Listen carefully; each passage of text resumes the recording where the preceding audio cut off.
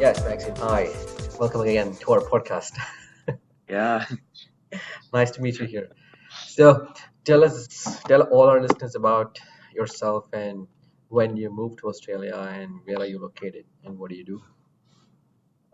I'm Ukrainian, and actually, I lived in Cyprus 10 years, and I moved from Cyprus, and I moved to Darwin. Now I live in Darwin. I found a job. I work here in Darwin, and my story is the following: 2022, I traveled to Australia. I liked it, and I started the application. I started, and the first thing you have to IELTS test, but actually that year in the winter it starts this story with the COVID, and I had a lot of things postponed. Like I supposed to have the test in January, but actually it happened for me in June. Okay, actually, uh, all this stuff it's already a history, and finally I'm here. I'm in Darwin. That's what matters.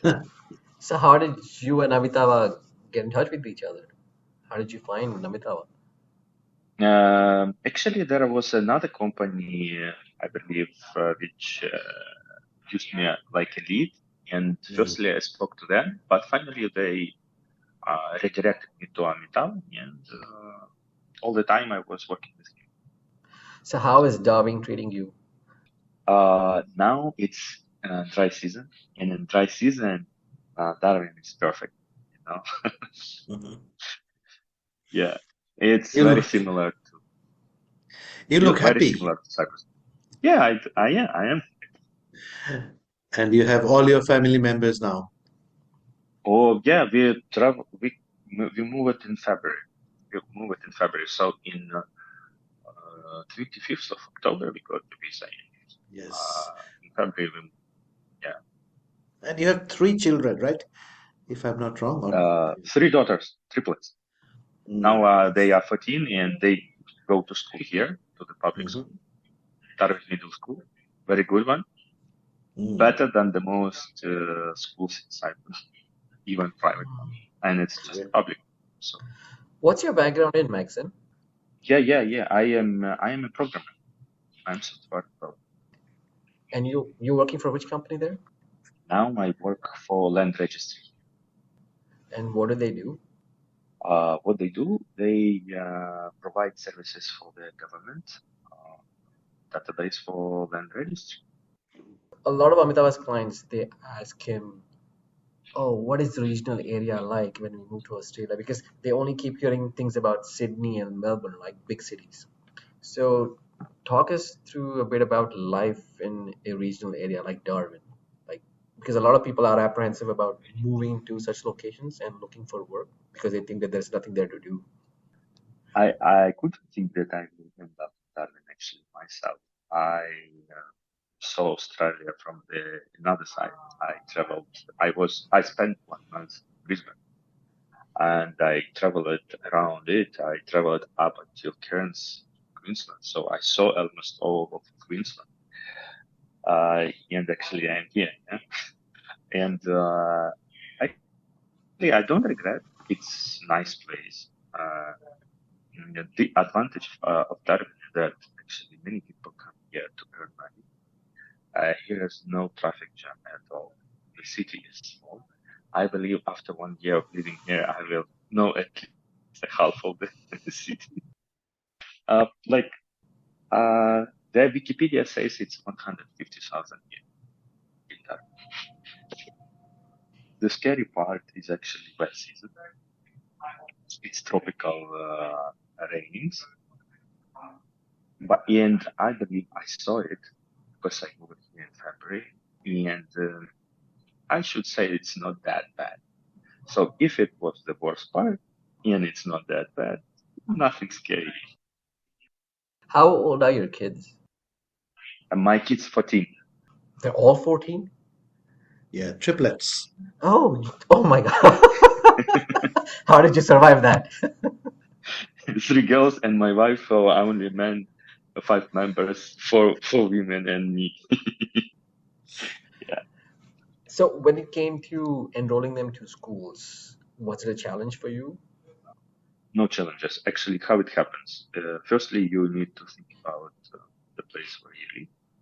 As soon as you have an address, you apply on the website, fulfilling a form. Everything is a form here. It's not Australia. You need to fulfill many forms. You fulfill the form, you submit it, and they will answer you with the address of your school. You go to the school by that address, speak with the principal of the school, and they will tell you the day when your children start. That's it. That's it. As a holder of 491 visa, did you have any challenges? Did they ask any questions? In school, they didn't ask about our visa. They don't care. Okay. But it's free. Actually, firstly, there is a one per year payment for the stationery for the school form. When I said that I have this visa, it helped me because $350 per child, my visa covers. So it's covered by government. Okay. But did you have to receive an authority to enroll letter from the Department of Education before you get enroll your kids to school? Actually, this is what I did. I just Googled for the school. I found that I need to apply online. When I came to the website, they told that I need to fulfill the form and send it.